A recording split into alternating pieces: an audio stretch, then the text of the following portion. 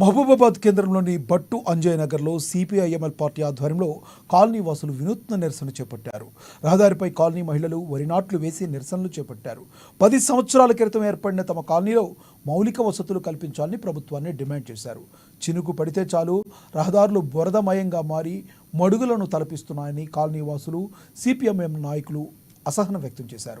ఇప్పటికైనా ఉన్నతాధికారులు స్పందించి కాలనీలో మౌలిక వసతులు కల్పించాలని, లేకుంటే ఆందోళనలు తీవ్రతరం చేస్తామని హెచ్చరించారు.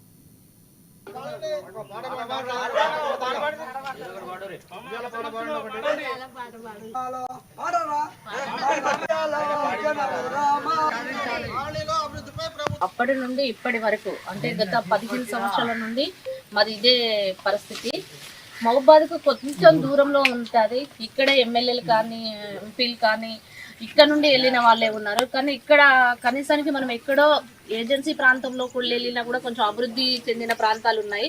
కానీ మనకి సిటీకి కొంచెం దూరంలో ఉన్న మా పరిస్థితి మాత్రం ఈ దారుణంగా ఉంది.